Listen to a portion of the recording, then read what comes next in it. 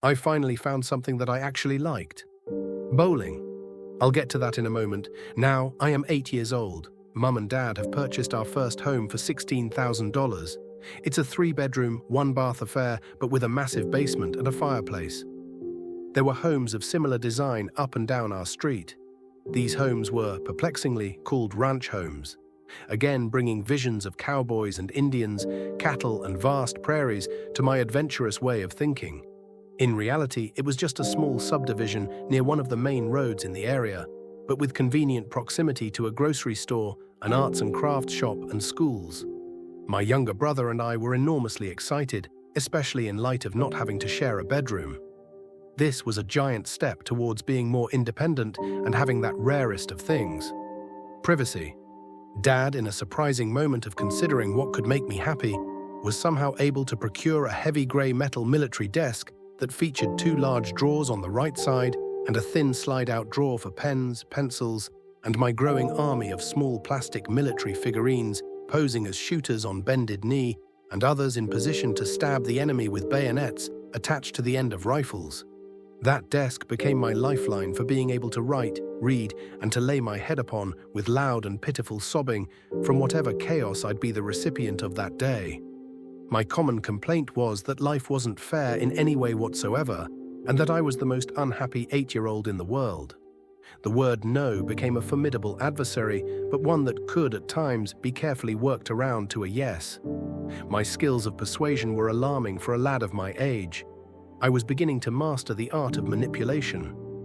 I would have been better off reading the popular book called The Art of Making Friends and Influencing People. As previously mentioned, I was an avid reader and no stranger to the public library. That book had a yellow dust cover, and I remember it being prominently displayed on the Book of the Week table in the adult section. The children's area soon became of no interest to me. Reading that book would have been the safer course of action than the one I was already unconsciously rooted in. I certainly did want to make friends and influence people, but doing it my own way. The author, Dale Carnegie, probably had never had his head bashed against his brothers. By this time, I was already shoveling snow off sidewalks and driveways in winter and cutting grass in summers. I charged $5 for my work. As a family, we seemed to be relentlessly cash poor. Having cash to pay for my ever-expanding army of olive green killers was a luxury. I didn't have any bills, of course, but I had to find better hiding places as money left out in the open had a funny way of disappearing from my important desk. Accusations of theft directed towards my dad were dealt with by a painful head smacking. If my brother and I were arguing loudly, Dad would smack our heads together, thus killing 2 birds with 1 stone, so to speak. I'm amazed we weren't hospitalized with concussions. I know at one point I seriously considered wearing a football helmet when Dad was home, but dismissed the idea just as quickly, thinking how absurd it was. There was a boy at school who wore a helmet because he was prone to seizures, and to me, that image of having yet another handicap besides my severe hearing loss was another reason to abandon the helmet theory. As you may recall from previous episodes, my mother worked in a mental health clinic. She had worked her way up the ladder from secretary to head administrative assistant. Mum had secretaries who worked under her guidance. She was a boss. I was so proud. Mind you, we still only had the one car, the convertible Corvair of blood-red interior fame. Dad used the car to travel miles to the base, and Mum would hitch a ride from friends heading in the same direction. I hope she helped pay for gas. 19 cents a gallon was nothing to be sneezed at back then. There were times when Dad was able to take Mum to work, but unable to pick her up afterwards because getting home from the base took nearly 2 hours. Longer if there was snow on the road. A male social worker dropped Mum off at home for months until his wife made him stop because she was suspicious of him being with another woman. Mum was gorgeous and took care to wear nylon stockings and carefully chosen sensible dresses for work. I had met the social worker's wife on past occasions, and she had the face of a trout. With Dad being more away than not, I'm sure the trout's mind wandered precariously to the point of her unfounded and yet unproved paranoia of the very idea of having an unfaithful husband. Thus, a new ride to and from work had to be negotiated all over again with a different co-worker, and absolutely a woman. A new bowling alley had been built close to Mum's office. Dad knew how to bowl and even owned his own ball and bag, but to me it was just another excuse to be away from home, as there was a bar in the building as well. Dad quickly cozied up to the new building's owner and proprietor. A short, affable man with white crew-cut hair, black-rimmed glasses, red polyester shirts. All of his employees were made to wear these, and an impressive potbelly. I remember him as being very kind and giving me my first bowling lessons. There was a distinct thrill to knocking down bowling pins with a well-aimed and calculated toss of an 8-pound ball.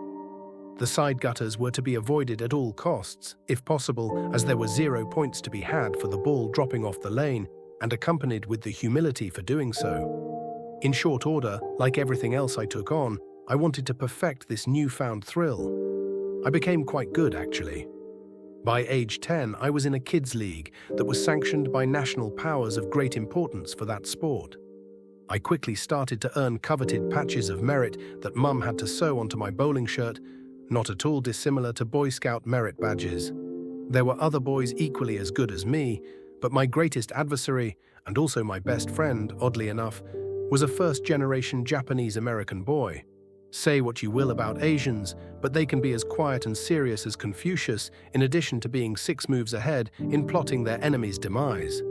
We'll call him Kaito. I won't bother with his last name because it's unpronounceable for me. His entire family and extended family were bowling ninjas. Each swing of the ball was carefully calculated, and anything less than dropping all 10 pins was a cause for minor, yet expressionless shame. Maybe the intake of a deep breath, but nothing more, stoic as statues they were.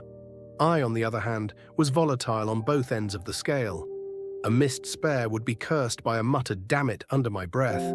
The only swear word I knew at the time, followed by a period of sulkiness that only a diva could appreciate.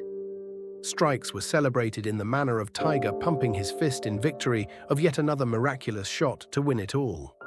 He wasn't even born yet, but you get the idea. Kaito was my first introduction to competition of any sort.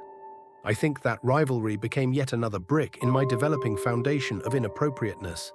The unfortunate need for constant reinforcement and immediate gratification, and an ego so large and having no business of taking up space in an 8-year-old brain. Kaito was a beautiful Japanese boy with flawless skin and teeth. He never had a hair out of place, and to have him wear the same clothes twice in the same week would have been unthinkable. His mother made him carry a little plastic brush-like thing in his pocket at all times, to be used for the sole purpose of removing grass stains from the knees of his jeans. And use it he did. Asian boys are brought up to be good sons, and the requirement to not bring shame or dishonor is steeped in centuries of cultural norms. Kaito was a straight-A student. He took meticulous notes and even had a mini ruler to assist him in underlining key words and phrases in his notes. A squiggly underline would never be accepted. I thought the whole idea of this to be utter rubbish and silently ridiculed him for being uppity like that. Mind you, block letters were not a thing in the 1960s. We were taught to write in cursive style.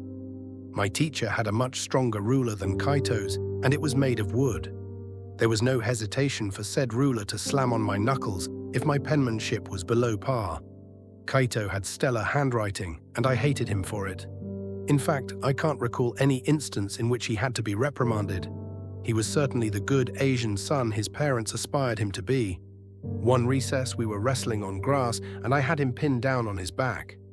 Kaito was slim and fine-boned, certainly with emperor blood in his lineage. On impulse, I bent down and kissed him fully on the lips. I'll never forget his blank look of shock mixed with utter perplexity at this most unexpected display of affection. On the school ground, no less. He got up, checked his pants for grass stains, lest the need for the plastic stain remover, and walked away without a word being said, and was never mentioned again. The fact that we continued to be best friends / mortal enemies on the bowling lane had to mean something, didn't it?